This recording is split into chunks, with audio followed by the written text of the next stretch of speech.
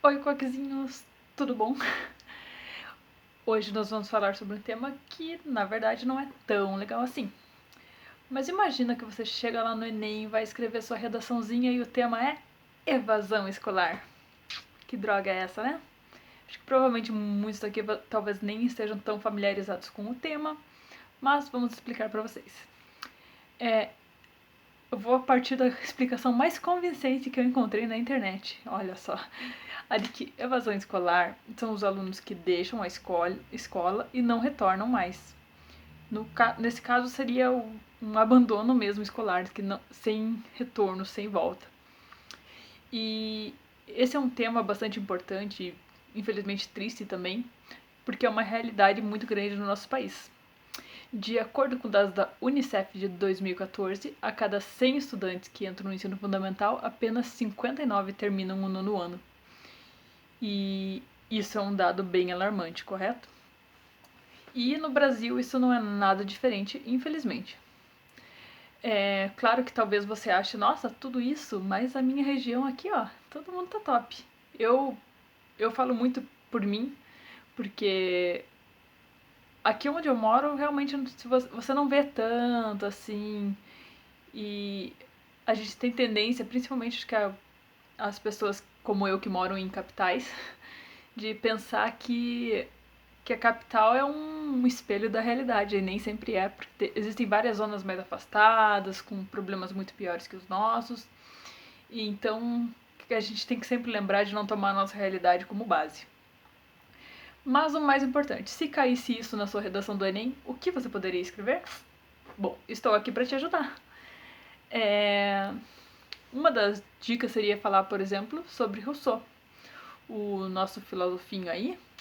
Ele escreveu no romance dele, Emílio, ele fala sobre uma proposta de educação que ele tinha, que era ele partia do pressuposto de que todos nós somos bons, e partindo desse pressuposto, a educação também deveria retornar para nossa origem, nossa essência. Eu acho que a filosofia fala muito dessa coisa de essência, então é uma palavra legal para a gente usar, né?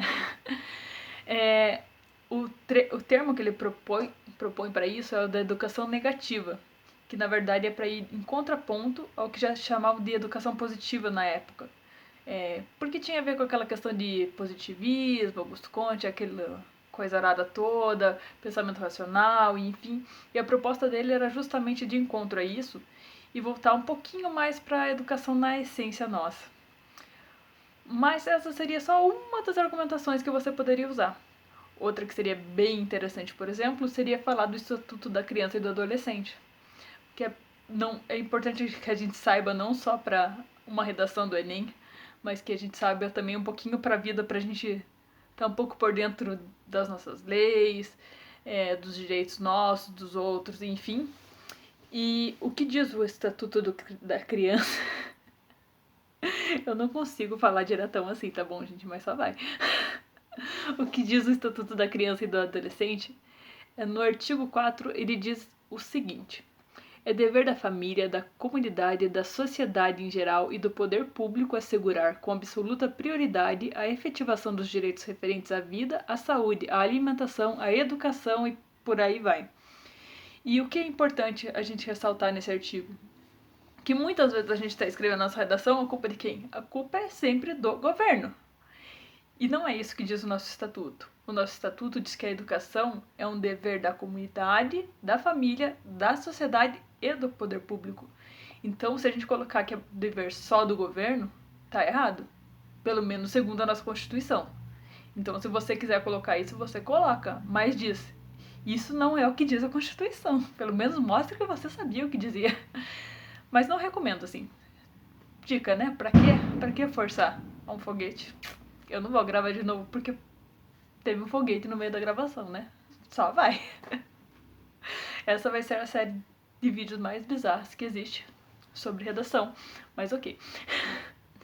Além disso, um outro ponto interessante que eu encontrei no Estatuto da Criança e do Adolescente é no artigo 53, que ele diz que o objetivo da educação é o pleno desenvolvimento da pessoa, preparo para o exercício da cidadania e qualificação para o trabalho.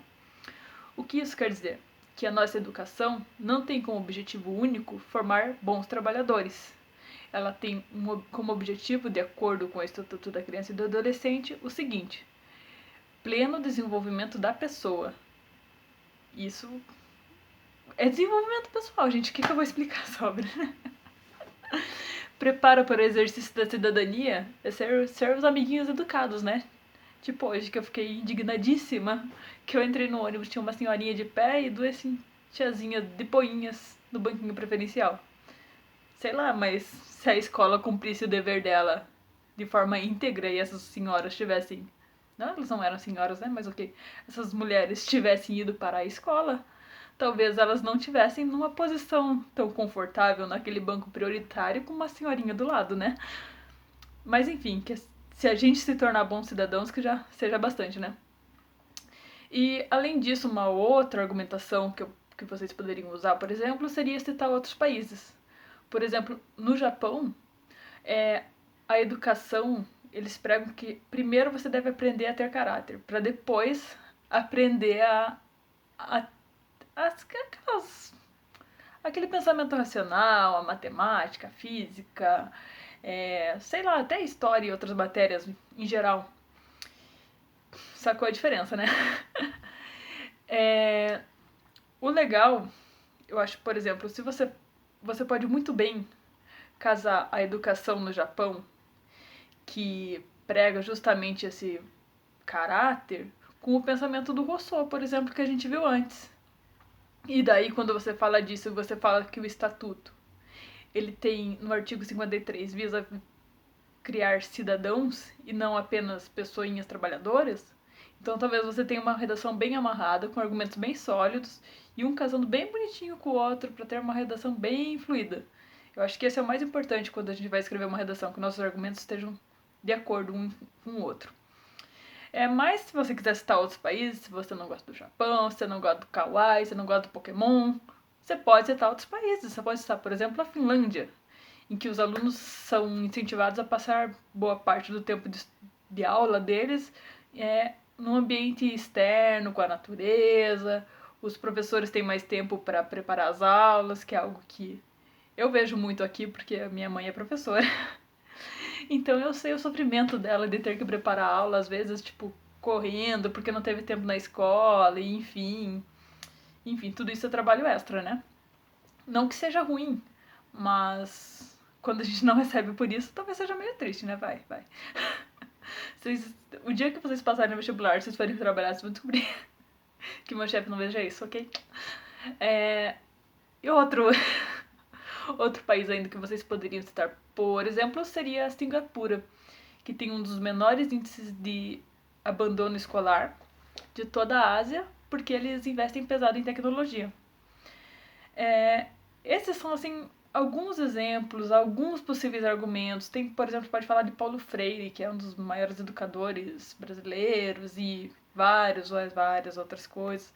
Qualquer coisa sobre educação você acha muito material.